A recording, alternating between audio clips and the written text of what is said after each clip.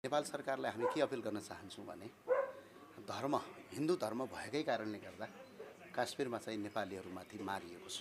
यसको चाहिँ हामी घोर भर्त्सना गर्छौँ र साथसाथै र अहिले सरकारलाई पनि हामी के अपिल गर्न चाहन्छौँ भने यस्तो यो देशमा यो 97% वैदिक सनातनको देश हो यो नेपाल र सरकारलाई छिटोभन्दा छिटो अहिले पनि भारत सरकारले पत्र काटेर बाँकी रहेका नेपालीहरूलाई काश्मीरबाट फिर्ता बोलाइयोस्। जसरी अहिले नेपालीहरू असुरक्षित भएका छन्।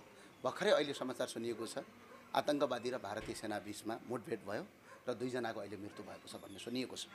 यो नेपाल भन्ने देश माता सीताको देश हो र हिन्दूहरूको सबभन्दा पवित्र देश नेपाल हो र आज नेपालीहरूलाई हिन्दू भएकै कारणले गर्दा जुन अमानवीय घटना घटेका छन् यो घटनामा अहिले पनि गृह मन्त्रालय अहिले पनि हाम्रो नेपाल सरकारको परराष्ट्र मन्त्रालयले एउटा सामान्य विज्ञप्ति मात्रै जारी गरेर जुन गतिविधि गरिएको छ यसमा हामी घोर भर्त्सना गर्न चाहन्छौँ र राष्ट्रिय प्रजातन्त्र पार्टीको तर्फबाट हामी अपिल गर्न चाहन्छौँ, अनुरोध गर्न चाहन्छौँ ती चाहे त्यो जुनसुकै देशका ती आतंकवादी हुन् तिनका विरुद्धमा नेपाल सरकार पनि खडा होस्। किनकि कसैले पनि कुनै पनि धर्मका आधारमा आज हामी नेपाल भन्ने देशमा मुसलमानहरूलाई यो देशमा हामीले के गर्छौँ? अहिले पनि हामीले यो हिन्दूहरूको देशमा पनि आज हामीले मुसलमान दाजुभाइ दिदीबहिनीहरूलाई मक्का मदिना जाऊ भनेर नेपाल सरकारको बजेट काटेर मुस्लिम आयोग गठन गरेर हामीले पठाउने देशका नागरिक हौँ।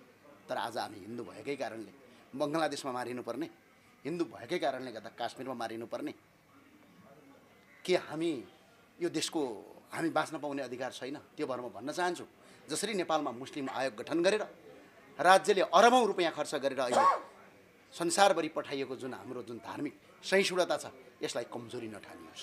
म अपिल गर्न चाहन्छु। अहिले मुस्लिम आयोगलाई पनि भन्न चाहन्छु तपाईँ आज 83-81% हिन्दू भएको देशमा पनि तपाईहरूको आयोग गठन गर्न दिएर तपाईहरूलाई सरकारी रकम खर्च गरेर तपाईहरूका पवित्र स्थल मक्का मदिनामा पठाउने नीति नेपाल सरकारले अवलम्बन गरेका छन्। त्यस्तै अहिले मुस्लिम आयोगलाई म अपिल गर्न चाहन्छु जसरी हिन्दूहरूलाई त्यहाँ मुसलमान आतंकवादीहरूले जसरी आफूलाई धर्मका आधारमा नेपालीहरूको शरीरको अङ्ग खोलेर शरीरका तपाईँको अभिन्न अङ्गहरू हेरेर त्यसको पहिचान गरेर गोली हानेर मारिएको छ। यसमा नेपाल मुस्लिम आयोगले आज नै पत्र काटेर खेद प्रस्ताव पारित गरोस्। होइन भने 81% हिन्दू भएको देशमा मुसलमानहरूलाई नेपालको पैसा हामीले खर्च गरेर मुस्लिम आयोग गठन गर्न हुने तर हिन्दू भएकै कारणले गर्दा नेपालीहरूले संसारभरि मर्नुपर्ने कुराको घोर भर्त्सना र सरकारले यदि कदम चालेन भने देशभरि यसको आवाज उठ्छ। तिनीहरूले भनेका अनुसार मुसलमानहरूलाई भने होइन, ती मुसलमान आफू मुसलमान हुँ हामी आतंकवादी हुँ भनेर उनीहरूले भनेका छन्। उनीहरूले यतिसम्म गरेका छन् त्यो नेपालीहरूको कुनै पनि